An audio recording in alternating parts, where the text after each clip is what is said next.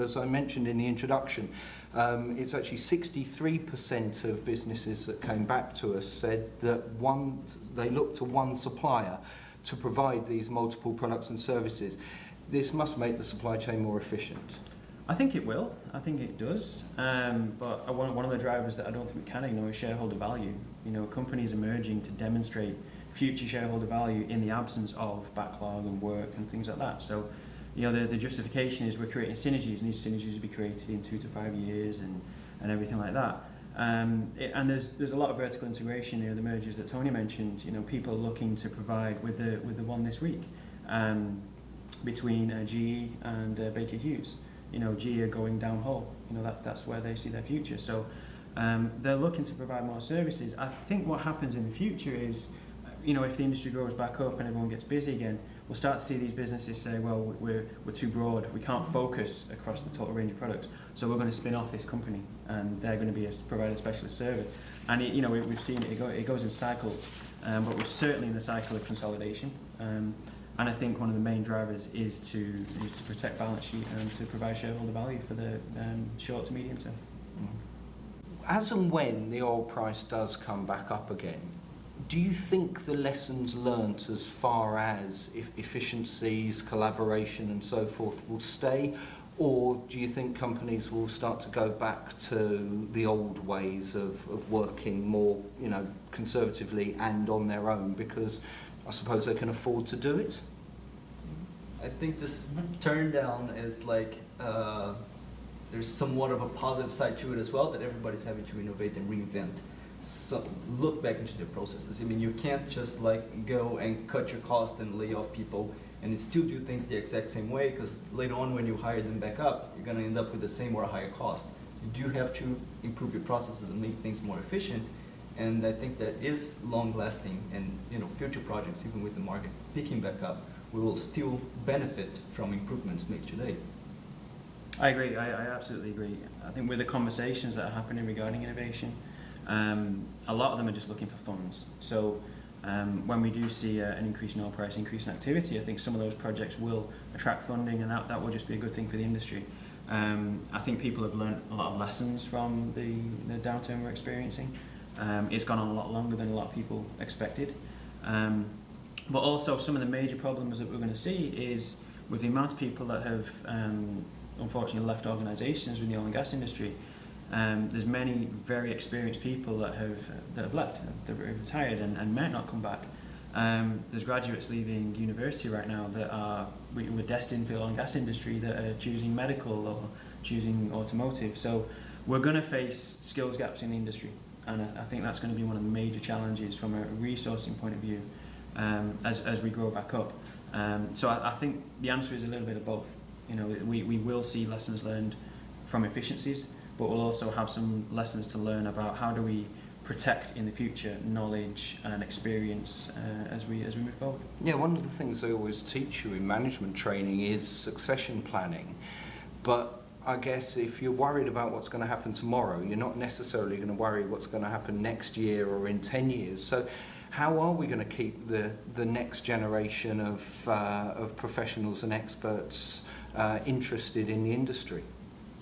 I think the industry is, I mean, it's on a low at the moment, but it's a vibrant, exciting industry. I mean, for graduates coming in, I mean, it's the technology, the ability to go to different places in the world is fantastic. So I think that if the graduates have the right attitude of mind, I think you'll attract people, but they have to see some longevity in the business. And longevity isn't 5 years, 10 years, it has to be 20, 30 years. You're not going to come into an industry that's going to be on its feet and for the next 10 years. So I think attracting people will be okay. I fear for the guys with 20 to 30 years experience who are retiring or about to retire. You've got the demographic curve that's coming along. I think the average age in the industry was 56, 57, or maybe it was older, so all that experience is going to drop out. So I think that it's that the guys between 30 to 40, you know, guys, men, women, 30 to 40, how are we going to keep them interested and give them the opportunities? And I think if the business starts to go back to where it was a few years ago, it'll be an exciting time for them all. In terms of loss of efficiency, I think I agree with the two guys before in that when the business over the last 2 years has taken cost out and it's improved its processes to deliver the same now as it was 2 years ago. But the reality is that when the business starts to pick up and you need to bring in new people, what happens is these people need a ramp-up time and they might not be as efficient as the people are in your company at the moment. So you start to lose some of the efficiencies that you've already built into your organisation. So, you know, it's something that you need to keep an eye on, it's something that you need to manage. So I don't think we'll see the same level of cost base that you've got now in 3 years' time because you're building these inefficiencies in, but we need to keep those to a minimum. And it's a fact of doing business, bringing people in, training them, developing them, and letting them take a bit of time to get up to speed. Has some of the cost saving just been efficiencies that maybe no one really worried about finding before because they didn't need to? And again, conventional wisdom is that in an established business you can usually cut 5 to 10% of costs without any particular problem with the actual product, with the productivity. So was the industry ripe for some cost savings in the first place, and have we gone beyond those, or are we just in the situation where we probably should have been looking at anyway?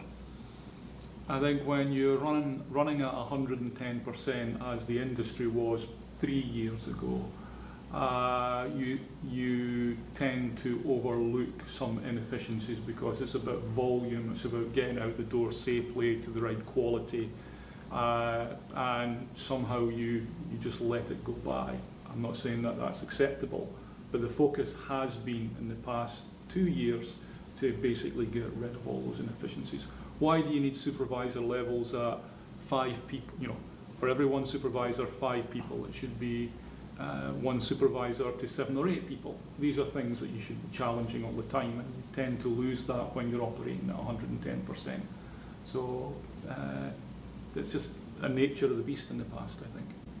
I was also going to say, with the more time, so to speak, in our hands and more resources available, you also have now the chance to focus some of the resources into looking better into your processes, looking better into your designs or whatever it is that the company delivers, and find a way to do it more efficiently. Now you have the time to focus on that and look back into the market and see what new developments we have out there. Is there anything new we can apply in our organization that will make the process more efficient? Like I said, if we're going 110%, we unfortunately don't have the time as much time available to do that part of the business, which is not an excuse, I agree, but it is a time that made it very likely for people to do that now.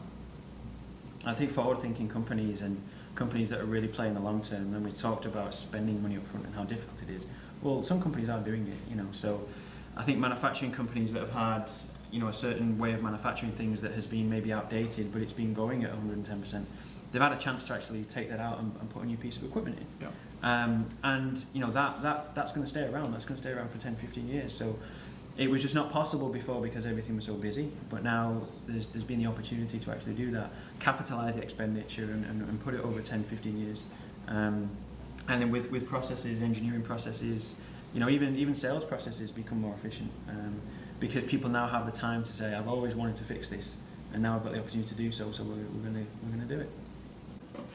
So you're talking about suppliers becoming more efficient and keeping the costs down, but one of the things that was picked up in the report was that 25% of respondents perceived suppliers to be less responsive at the moment. Now, is this perception versus reality, or is it actually a reality that there could be maybe a lack of staffing or knowledge that projects could be shelved or pushed back has affected thinking, or suppliers taking longer to respond? I mean, why do 25% of respondents actually perceive this? I actually have not seen that lack of responsiveness in the past couple of years, and on the contrary, like you mentioned, and agreeing with the other 75% is, you know, everybody's very keen to secure any job they possibly can. I've seen a much bigger effort from the part of our suppliers, from obviously their backlog decreasing and seeing the need of getting new jobs, but also from push and from the final clients. Right? They're passing that on to us, to the big engineering companies and big contractors, and we have to push that down to our contractors as well. So yeah, all in all, I have seen a very good willingness to cut costs, much better discussions on how can the final product be optimized. Questions about, rather than just saying, okay, give me your specification, here's to this. I actually been getting questions and doing the same with my clients, like, can we agree to do something in a better way? Can you relieve a little bit of this? Or can we offer you a replacement for a testing or for something else that you require that will give you the same end result? So I think it's been a lot more discussions ongoing, a lot more ways of trying to optimize the final product without necessarily compromising on your quality or anything else. I think it's an interesting result in 25% saying that they're less happy with the level of respondents from suppliers over the last 2 years. I think a lot of it might be due to downsizing. With proposal activity maybe in the last 18 months or so being kind of sporadic, with a lot of activity then nothing, then a lot of activity. It's very difficult for a supplier to maintain that level of resource throughout all this. Although we definitely have seen in the last few months an increase in activity and tender activity, as Jan said. So that's probably one reason why they're saying this. Another one is I think everyone's really, really keen to win work, obviously. So they want to offer the best proposal, put the most effort into it. And maybe they're trying a number of different tacts before they finally come to the final tender. So that passes down the chain. So the prime contractor are looking at a number of solutions. They're passing those down to their suppliers, and we have to look at a number of different solutions as well, as opposed to previously where, in a good market, we offer what we believe to be the best solution or the only solution we maybe can offer due to resources, vessel availability, things like that. So I think it comes down the chain, and the further you get down the chain, the less time you have to turn around a bid, a proposal, and the more difficult it becomes to respond in a timely manner. But certainly from a supplier perspective, I like to disagree with the 25%, but you can't argue what people are saying. Yeah, perception is reality, so it's about changing the perception of that course of the respondents who think it that way, I guess. Well, we are a supplier, and we have as well gone through some downsizing, and we are very taxed with putting the resources forward to answer RFPs. And so from a supplier standpoint, I could understand how that's possible, although for our own suppliers, we're not really seeing that development. But the lack of resources certainly plays into it. I'm surprised. I mean, the industry, as a supplier, your lifeblood is to win work, so you want to respond as quickly as possible. One of the things that I could think of is that sometimes you get an inquiry and you know that you're never going to win this piece of business. You're almost like a price check, and I think a lot of suppliers have probably been a little bit more selective in where they put their effort. If they've already reduced their workforce, they've got to be very selective and say, okay, I have a very good chance of winning this piece of business. I have a very low chance of winning this piece of business. 2 inquiries come in at the same time. They have to prioritise. Yeah. So I suspect that may have influenced the 25%. Whereas beforehand, Anthony was talking about the fact that you had the teams always working on it. You would have given it a go anyway. Yeah, exactly. Yeah.